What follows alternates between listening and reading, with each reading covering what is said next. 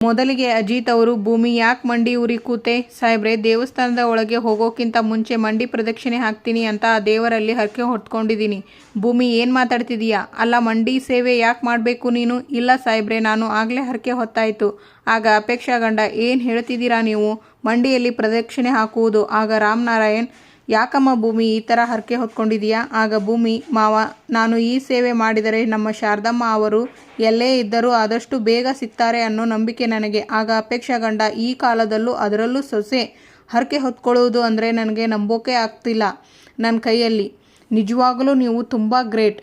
ಆಗ ಅಜಿತ್, ಭೂಮಿ, ನನಗೆ ಈ ವಿಚಾರ ಮುಂಚೆನೇ ಯಾಕೆ ಹೇಳಿಲ್ಲ ಸಾಹೇಬ್ರೆ? ನಾನು ಒಂದು ವೇಳೆ ಇದನ್ನೆಲ್ಲ ನಿಮ್ಮ ಹತ್ರ ಮುಂಚೆನೇ ಹೇಳಿದರೆ ನನಗೆ ಈ ವ್ರತ ಮಾಡೋದಕ್ಕೆ ನೀವು ಬಿಡ್ತಿದ್ರಾ? ಇಲ್ಲ ತಾನೇ? ಅದಕ್ಕೆ ನಾನು ನಿಮ್ಮ ಹತ್ರ ಏನೂ ಹೇಳಿಲ್ಲ. ಆಗ ಅಜ್ಜಿ, ಭೂಮಿ, ನೀನೇ ಮನಸಾರೆ ಮಾಡೋಕೆ ಒಪ್ಕೊಂಡಿರುವಾಗ ನಾವು ತಡೆಯೋಲ್ಲ. ಎಲ್ಲ ಒಳ್ಳೇದಾಗಲಿ ಅಮ್ಮ.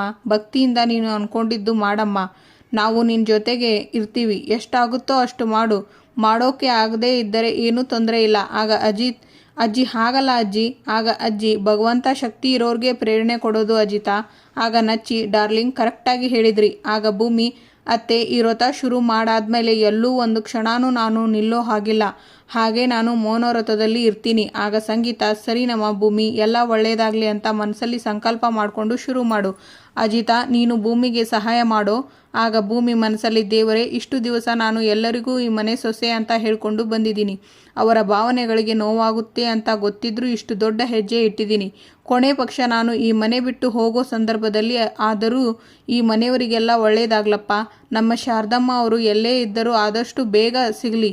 ಮಂಡಿ ಪ್ರದಕ್ಷಿಣೆ ಹಾಕ್ತಾರೆ ಭೂಮಿ. ಆಗ ಸಂಗೀತ, ಭೂಮಿ, ಮಂಡಿ ಸೇವೆ ಮುಗೀತಲ್ವಾ, ಬನ್ನಿ ಎಲ್ಲರೂ ದೇವರ ದರ್ಶನ ಮಾಡೋಣ.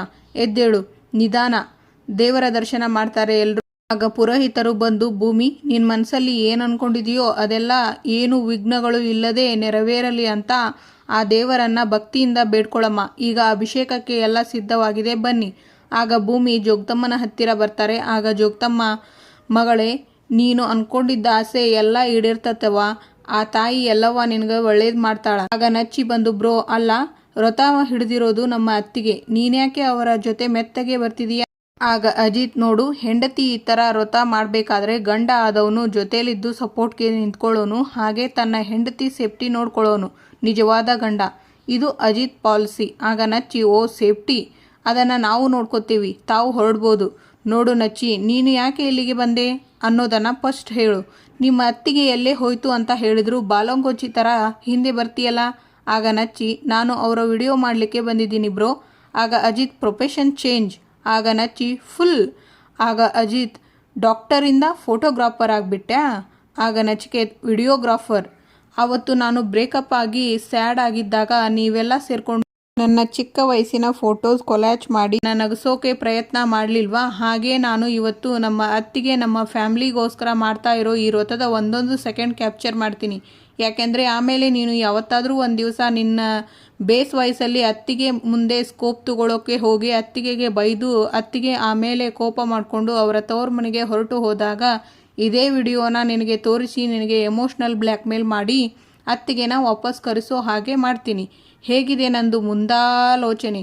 ಆಗ ಅಜಿತ್, ಕೆಟ್ಟಾಗಿದೆ. ಇನ್ನೊಂದು ಸಲ ಈ ಥರ ಎಲ್ಲ ಮುಂದಾಲೋಚನೆ ಮಾಡೋಕ್ಕೆ ಹೋಗಬೇಡ. ನೋಡು ನಚ್ಚಿ, ನನಗೆ ಕೋಪ ಬಂದಾಗ ಬೈಯೋದಕ್ಕೂ ನಿಮ್ಮ ಅತ್ತಿಗೆನೇ ಬೇಕು. ಪ್ರೀತಿ ಬಂದಾಗ ಅದನ್ನು ತೋರಿಸುವುದಕ್ಕೂ ನಿಮ್ಮ ಅತ್ತಿಗೆನೇ ಬೇಕು. ಆ್ಯಂಡ್ ಜೀವನದಲ್ಲಿ ಅವಳು ನನ್ನ ಬಿಟ್ಟು ಹೋಗುವಂಥ ಪರಿಸ್ಥಿತಿ ನಾನು ಯಾವತ್ತೂ ತಗೊಂಡು ಬರೋಲ್ಲ.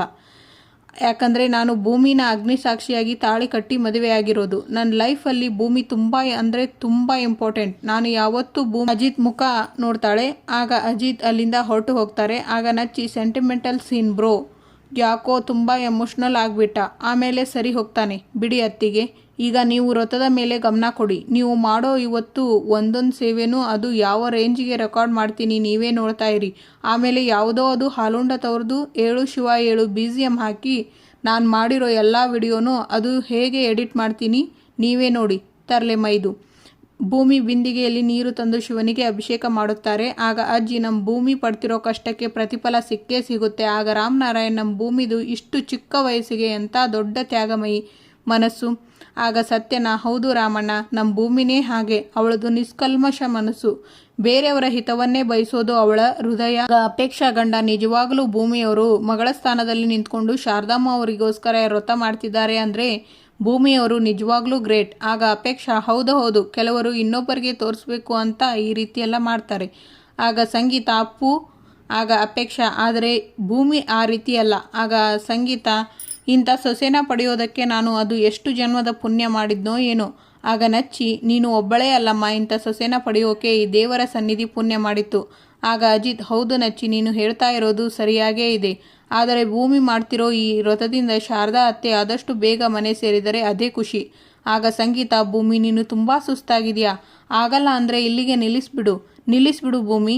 ಆಗ ಭೂಮಿ ಶಾರದಾ ಅವರನ್ನು ನೋಡ್ತಾರೆ, ಆದರೆ ಮೌನವ್ರತದಲ್ಲಿ ಇದ್ದ ಕಾರಣ ಅವರು ಮಾತಾಡೋದಿಲ್ಲ. ಆಗ ಸತ್ಯನ, ಗುರುಗಳೇ, ಶಾಸ್ತ್ರದ ಪ್ರಕಾರ ಇಷ್ಟು ಸೇವೆ ಸಾಕು ಅನಿಸುತ್ತೆ. ಆಗ ಸಂಗೀತ, ಅಜಿತ, ಭೂಮಿ ಏನೋ ಹೇಳೋದಕ್ಕೆ ಪ್ರಯತ್ನ ಪಡ್ತಿದ್ದಾಳೆ, ನಿನಗೆ ಅರ್ಥ ಆಗ್ತಿದೆಯಾ? ಆಗ ಅಜಿತ್, ನನಗೂ ಹಾಗೆ ಅನಿಸ್ತಿದೆ ಅಮ್ಮ, ಬಟ್ ಏನು ಅಂತ ಗೊತ್ತಾಗ್ತಿಲ್ಲ. ಮೌನವ್ರತ ಆಚರಿಸ್ತಿದ್ದಾಳಲ್ಲ, ಮೇ ಬಿ ಅದಕ್ಕೆ ಏನು ಹೇಳ್ತಿಲ್ಲ ಅನಿಸುತ್ತೆ. ಆಗ ಪುರೋಹಿತರು, ಭೂಮಿ, ಈಗ ನಿನ್ನ ಮೌನವ್ರತ ಸಂಪೂರ್ಣವಾಗಿದೆ, ಆರತಿ ತಗೊಳಮ್ಮ. ಸಾಹೇಬ್ರೆ, ನಾನು ಶಾರದಮ್ಮನ ನೋಡಿದೆ. ಆಗ ಅಜಿತ್, ಏನು ಹೇಳ್ತಿದೀಯಾ ಭೂಮಿ, ಶಾರದಾ ಅತ್ತೆನ ನೋಡಿದೀಯಾ? ಆಗ ಭೂಮಿ, ಗೋಪುರದ ಮುಂದೆ ನಾನು ಶಾರದಮ್ಮ ಅವರನ್ನು ನಾನು ನೋಡಿದೆ. ಎಲ್ಲರೂ ಹೊರಗೆ ಹೋಗ್ತಾರೆ. ಶ್ರವಣ್, ಶಾರದಾ ಅಂತ ಜೋರಾಗಿ ಕೂಗ್ತಾರೆ. ಆಗ ಅಜಿತ್, ಭೂಮಿ, ಎಲ್ಲಿ ನೋಡಿದೆ ನೀನು ಶಾರದಾ ಅತ್ತೆನ? ಸಾಹೇಬ್ರೆ, ನಾನು ಇಲ್ಲೇ ನೋಡಿದೆ, ಶಾರದಮ್ಮ ಇಲ್ಲೇ ಇದ್ರು, ಬಹುಶಃ ದೇವಸ್ಥಾನದ ಒಳಗಡೆ ಏನಾದರೂ ಹೋಗಿರಬಹುದು. ಆಗ ಅಜಿತ್, ಮಾವ, ನಾನು ಒಳಗಡೆ ಹುಡುಕ್ತೀನಿ. ಆಗ ಶ್ರವಣ್, ಬನ್ನಿ ಎಲ್ಲ. ಆಗ ಸಂಗೀತ, ಭೂಮಿ, ನಿನಗೆ ಕಾಲು ನೋವಿದೆ, ನೀನು ಇಲ್ಲೇ ಇರು, ನಾವು ಹೋಗಿ ನೋಡ್ಕೊಂಡು ಬರ್ತೀವಿ, ಆಯಿತಾ, ಇಲ್ಲೇ ಇರು. ಆಗ ಭೂಮಿ, ಶಾರದಮ್ಮ ಅಂತ ಜೋರಾಗಿ ಕರೆಯುತ್ತಾರೆ. ದೇವಯಾನಿ, ಅಮ್ಮ, ಶಾರದಮ್ಮ ಇಲ್ಲೇ ಇದ್ರು ನಾನು ನೋಡಿದಾಗ. ಆಗ ದೇವಯಾನಿ, ಸರಿ, ನೀನು ಕೂತಿರು, ನಾನು ಅಲ್ಲಿ ಹೋಗಿ ನೋಡ್ತೀನಿ. ಮತ್ತೆ ಶಾರದಾ ಅವರು ಭೂಮಿ ಹತ್ರನೇ ಬರ್ತಾರೆ. ಆಗ ಭೂಮಿ ನೋಡಿ ಶಾರದಾನ ಅಪ್ಪಿಕೊಳ್ತಾರೆ. ಎಲ್ಲಿ ಹೋಗಿದ್ರಿ ಶಾರದಮ್ಮ ನೀವು? ನಾವೆಲ್ಲರೂ ಮನೆಯವರು ಎಷ್ಟು ಹುಡುಕ್ತಿದ್ದೀವಿ ಗೊತ್ತಾ ನಿಮಗೋಸ್ಕರ.